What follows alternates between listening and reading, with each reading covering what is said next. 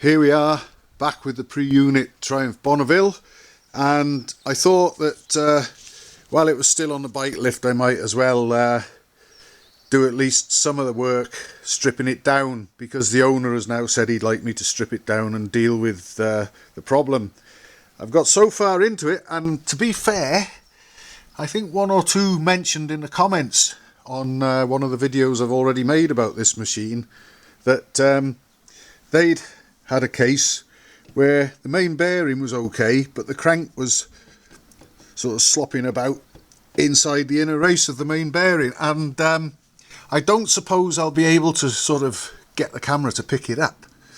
but that appears to be what's going on with this. So I've got a little bit of a plan there. Depending on what I find on the timing side, we'll have a look in a minute round there, where I might be able to lay the machine over carefully, obviously protect the fuel tank, drain the fuel, drain the oil, get the battery off, all that sort of stuff, and put plenty of cushioning down, lay the bike over on its right hand side,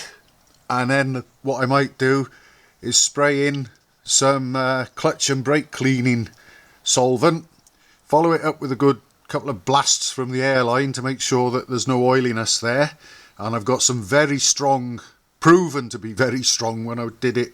I used it on an A65 engine actually, in the main bearing area, bearing fitting compound, which I might be able to get in between the crankshaft main shaft and the inner race of the main bearing to possibly take up the play that we were getting there. But there's also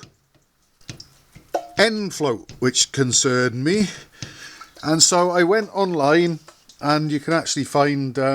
parts books and manuals online, and I had a look at the parts book, originally thinking that there might have been a spacer missing from in here between the engine sprocket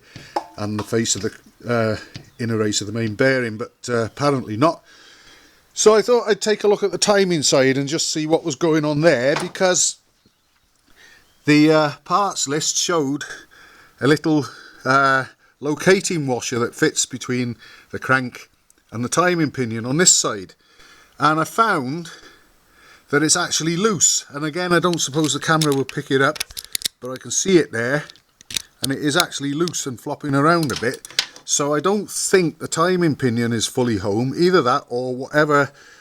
locating washer they've got in there isn't wide enough, so I'm going to investigate that. I also found this circlip, an oil seal, flopping around on the end of the crank. They're supposed to be located in there. Now I don't know if this timing cover's been modified or whether it would have had that seal arrangement. I know later machines certainly did. There's still a little bit of a bronze bush in there, so I'll have to check. The seal seems alright, it seems to be undamaged, but if it is, I can get another one anyway easily enough. Sort that out and get it fitted with a circlip, and hopefully I can deal with the end float from this side by dealing with whatever's going on with that locating washer between the timing pinion and the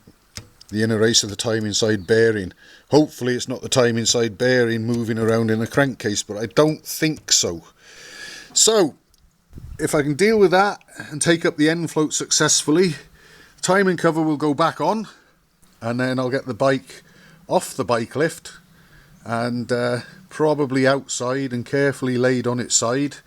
and see what I can do with my clutch and brake cleaning solvent and my bearing fitting compound. We might just have a bit of a get out of jail free card here, and it could be a great relief to the owner too if it turns out to be the case and a successful fix.